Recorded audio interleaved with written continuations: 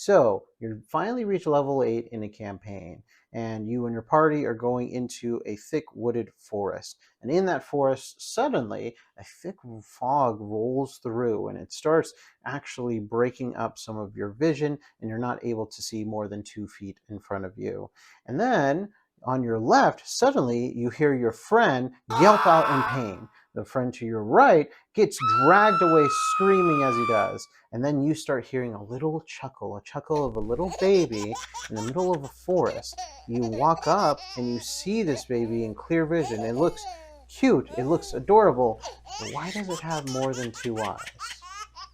All of that today as we talk about creating amazing monsters and threats. Hello, I'm Ricky, co-designer of the Indominant tabletop role-playing game and chief product officer at Odin's Key Gaming. And today what we're going to be talking about is monster and threat design. How do you make them more effective on the battlefield while also making them more thematic and fun for your players to be in combat with them? We don't want to throw just the next generic zombie or goblin or whatever it is in your game. Let's actually make something that is fun, that is memorable, that really keeps your players on their toes as they continue to go through their campaigns together.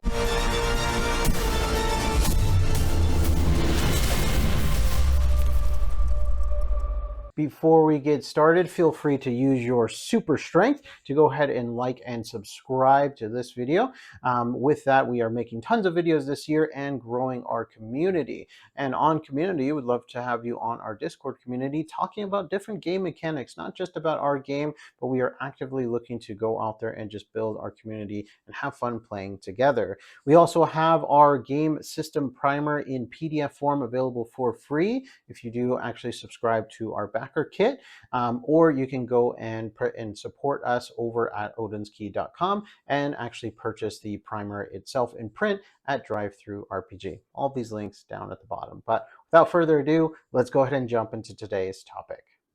Here's what we'll cover today. Number one is looking at different kind of actions, resistances, and overall mechanics that make actual monsters really unique amongst themselves. We want to look at some of these different things and maybe think about how you can add them to your own monsters to make them even more fun to actually play against. The second thing we're going to be looking at is downtime, prepping in your downtime, how important and crucial it is, and really some key details that you may want to consider when actually going in and prepping for that next combat for your table. And finally, we're going to end off on thinking about thematics behind a monster.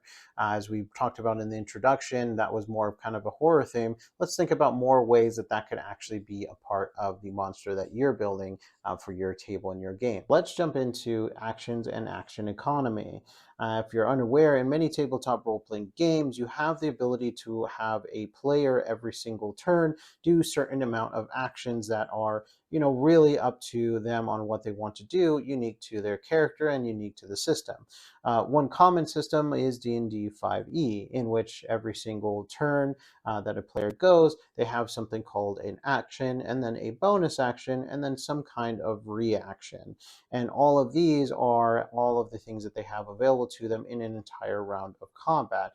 If you have 4 players that all have these same things, then you can kind of multiply the amount of actions and bonus actions available to all those players versus what do your monsters that are going against these players actually have in that same length. So if they have 4 actions versus 4 actions from the monsters, then they have a pretty balanced action economy. But in many systems, what is done is that the monster that is outnumbered, usually that big bad monster or perhaps that harder monster to actually take down anyways, they have some certain special actions that can be put in place in order to actually be done between individual players' turns, or even and in new ways of actually doing something really cool and unique or thematic that relates to, in fact, the entire encounter itself. Then there is legendary action, usually reserved for the legendary creatures, monsters, boss fights, and things like that you would typically see towards the end of a campaign, whether it's that big dragon or that giant robot or monster that you've been hunting or trying to fight for this whole entire time. Legendary actions then are usually top of the round, things that take place maybe before an actual whole group of supers or players would actually be fighting for that round. And essentially, they can also be activated by perhaps doing something on the battlefield that the boss wanted to get to, like activating a timer for a bomb, or being able to reach the cauldron of a mystical brew and then consuming that brew and making them even more stronger, right? But at the end of the day, what's the point of all this, right?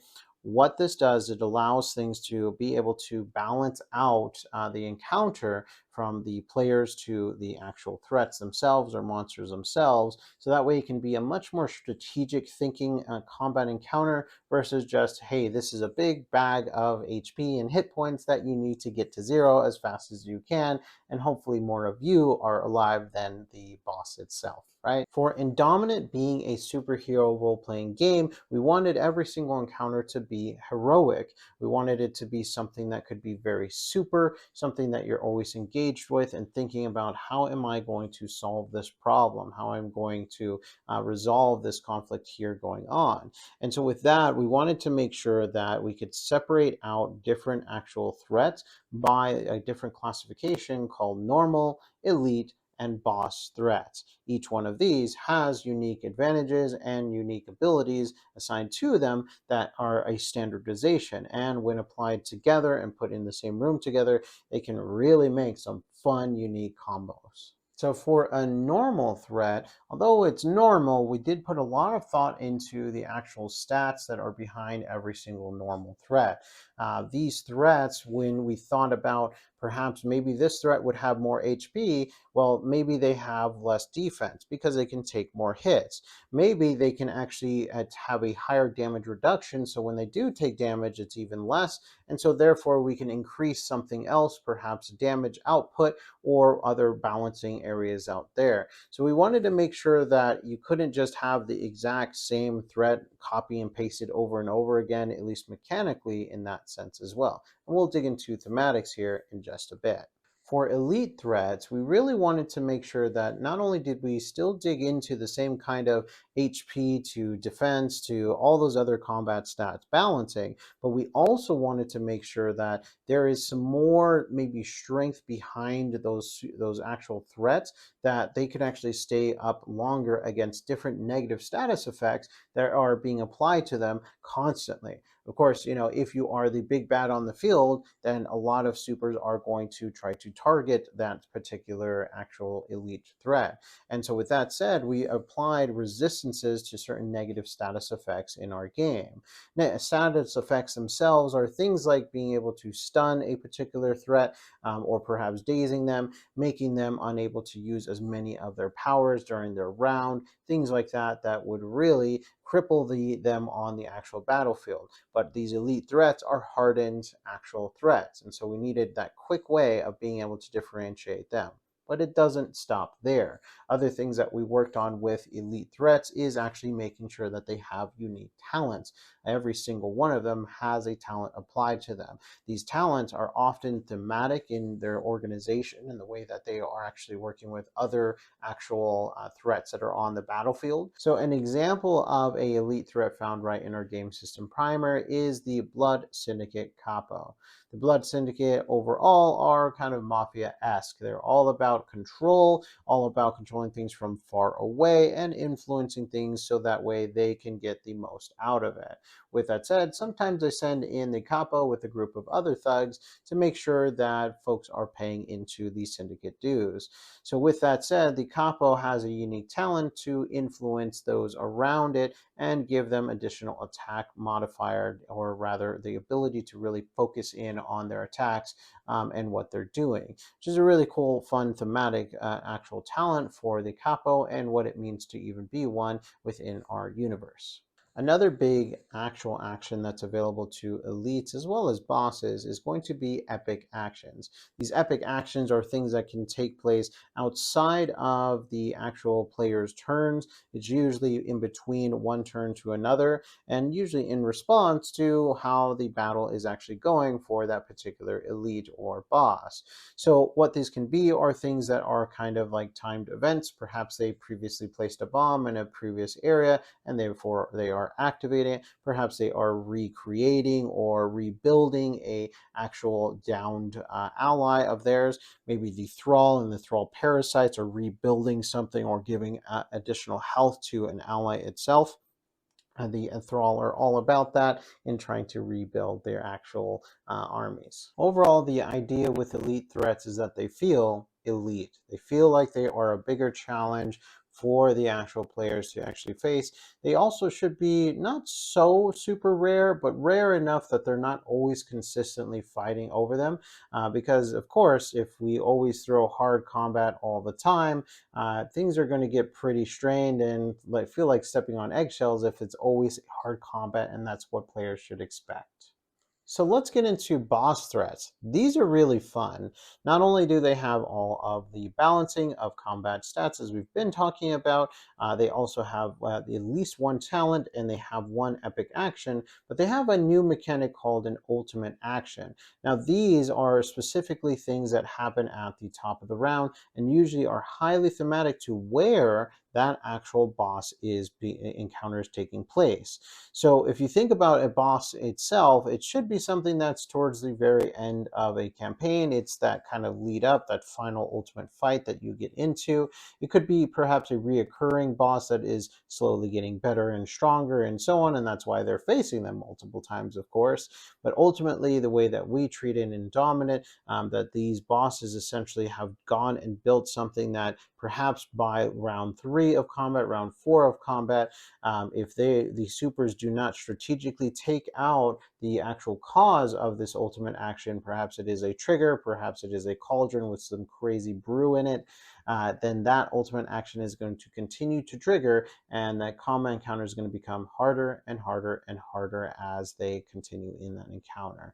Just different, it just depends on the actual thematics behind that particular actual threat itself.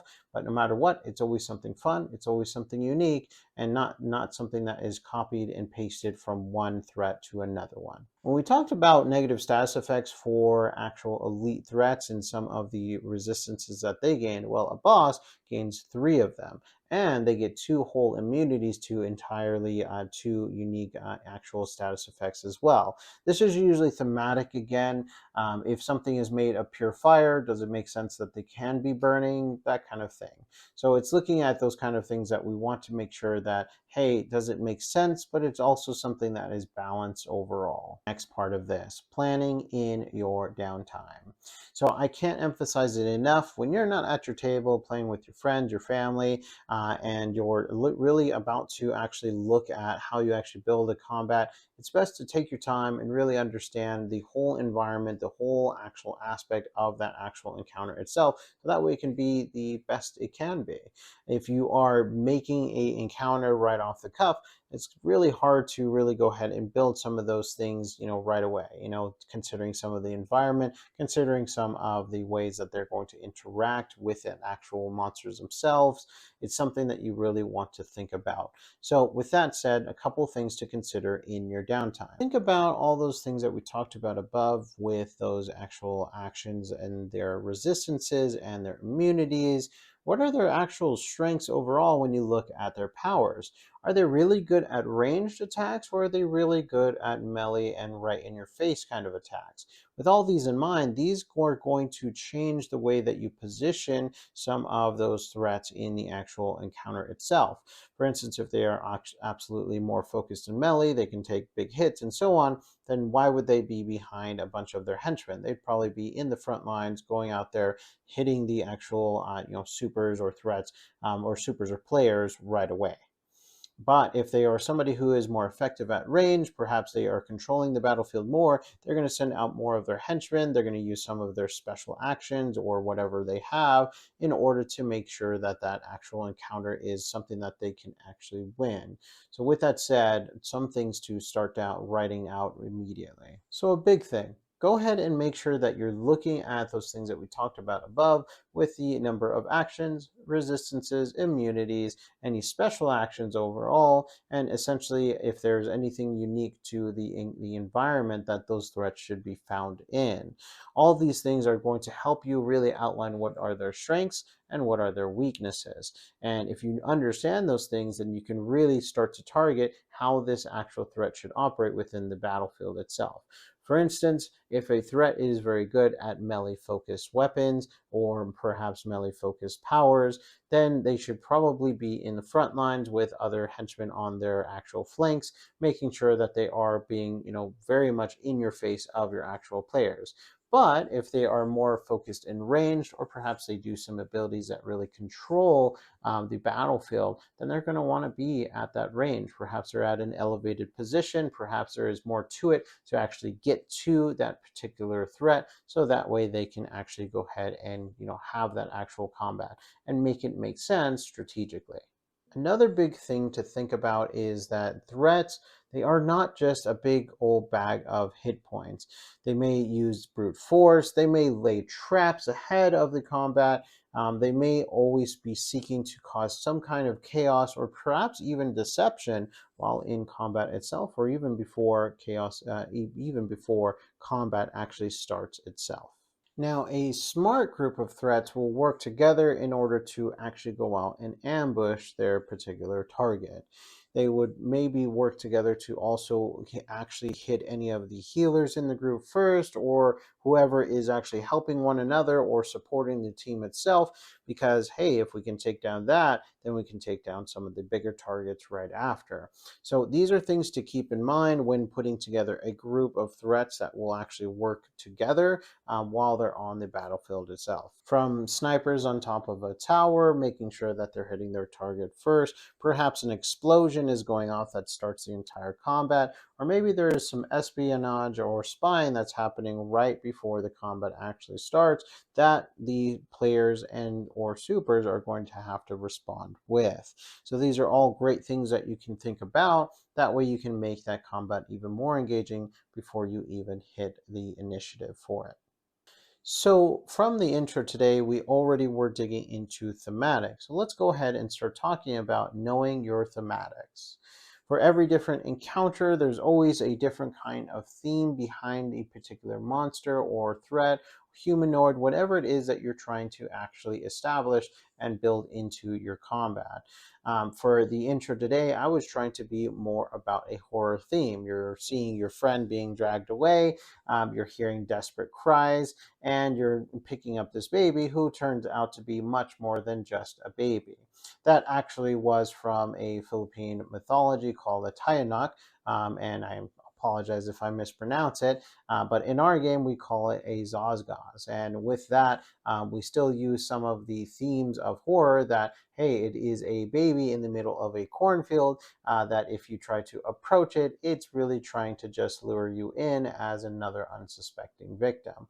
So what are the themes that we can actually try to throw in that as well? We can maybe throw that there is, of course, that fog rolling in. There is only the sound of the actual babies crying. Perhaps even all the bugs and whatnot that were in the area are completely silent because they are actually know that something evil is in the presence. Maybe there's dead air, cold air, and so on. And with all these things that I'm saying, we're really focusing on some of the senses that your real life player would actually probably use. Things like what are they seeing? What are they hearing? What are they even feeling? So if you play by some of those senses and start describing them as they roll up to the battlefield or to the area that they're interacting with in your world, these are things that can really draw them in and make them be more wanting to actually engage with that. If they are actually feeling that kind of cold going down their spine, and things like that as you're going through and describing your descriptions of these particular monsters and threats, then it's just something more that can be even more thematic to what you're trying to throw out there and create for this encounter. All this to say, it's fun to go ahead and add more descriptions and more ways that they can actually understand what it is that is in front of them and how their super is going to, their super or their player really, is going to go ahead and respond to this new threat that is in front of them. So, in closing, I hope that some of these quick tips were very useful for you in thinking about how you design a monster or a threat, or how you even create the encounter around the actual monster, some of the environments and some of the things that you can actually throw to make that experience even more fun for your players at your game table. But I always want to hear your thoughts. Please feel free to leave some comments and, of course, subscribe to the video if it added value to you. We do have, again, that active and growing Discord community. We'd love to have you on it since we talk about much more than just Indominant. But on the note of Indominant, we also have our Backerkit campaign launching on April 8th of this year with our first major book, Super's Information Codex. We're so excited to be able to bring that to you and to the world. But with all that said, I hope you go out there and save the day. We'll see you again soon, Supers.